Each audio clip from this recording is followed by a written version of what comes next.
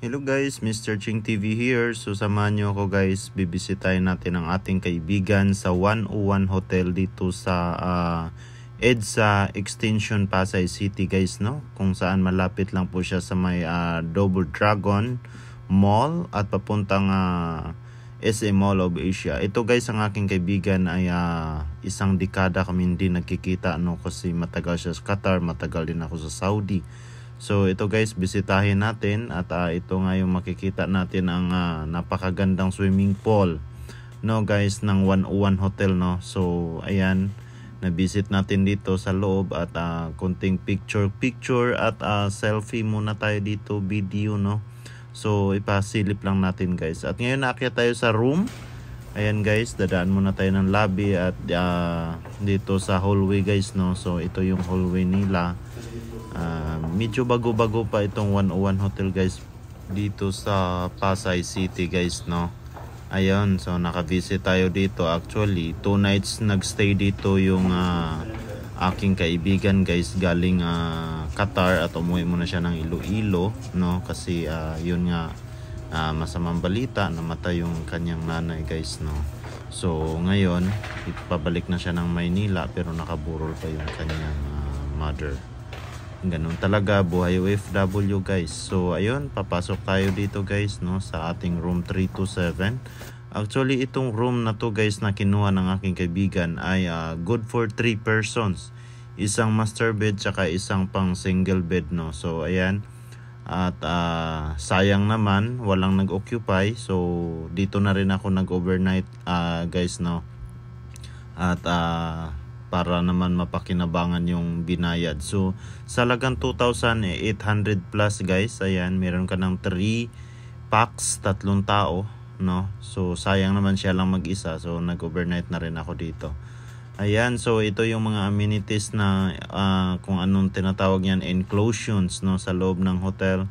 Ayan, free ang tubig dyan. Ayan, meron tayong painitan dyan, merong ref at ayun, may extra lalagyan sa taas guys, no. At may mga cabinet, no. So yun, at syempre enjoy ng pagstay natin dito guys at masubukan namang mag-hotel, no. Paminsan-minsan lang yan. So invite naman tayo ng ating kaibigan. Sayang naman kung tanggihan natin ang pagstay dito sa hotel na to. So today siya at pabalik na siya ng Qatar guys, no. Ayun, so ito nga pala guys ang ambience sa labas ng 101 Hotel. Ayan, EDSA Extension po yan guys, papuntang Mall of Asia. Yung malaking building is Shield Residences condo po yan guys. May kaibigan din ako dyan, isa sa nagmamayari ng dorm, no. At syempre mana sa akin tong kaibigan ko, mahilig din sa selfie at photos, no. So hindi nga lang pinoporso yung pag bablog kasi mayain siya guys, no. So tulad ko, nagsisimula lang po, no. Ayun, so ito nga yung toilet nila guys, no. Yung bathroom at shower nandyan na rin, dito na rin sa loob. At shampoo, ayan, may shampoo dyan, may lotion, lahat na ito, toothbrush, toothpaste, sabon. Ayan, yan po yung mga inclusions, no, mga free nila guys, no. At syempre at may kasamang towel dyan guys na good for 2. Then after pag lumabas tayo guys, pwede tayong magpa-MUR sa ating room para pagbalik natin ay parang hindi pa na-stayhan guys, no. So yun guys, konting chillax muna tayo dito sa bed at 9 o'clock pa ng gabi. So lalabas tayo konti, no, para kakain lang guys, no. Kasi syempre mahal ang pagkain dito at yun. So labas muna tayo dito sa may Dragon, pero papunta tayong Kenny Rogers guys, no, Roasters. Dito lang po sa tapat ng 101 at Dragon, no. Kasi kanina kumain din kami sa Mall of Asia, nag-lunch. So dito naman ay dinner. So thank you so much guys. Yun lang po at ang ating pasilip, no. Ayan, so nakikita natin yan, ang ganda dyan paggabi guys, na appreciate talaga natin. Ayan, ang malapit lang sa 101 Hotel.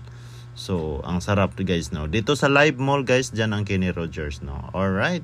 So, yun guys. Thank you so much. Pasilip sa mga pictures natin sa loob ng 101 Hotel sa 2 days na stay ng aking kaibigan. So, thank you so much, Otod, kaibigan, sa pag-invite at pagpa-stay ng sa iyong hotel, no. So, until next time, ingat sa pauwing Qatar. Thank you so much and God bless.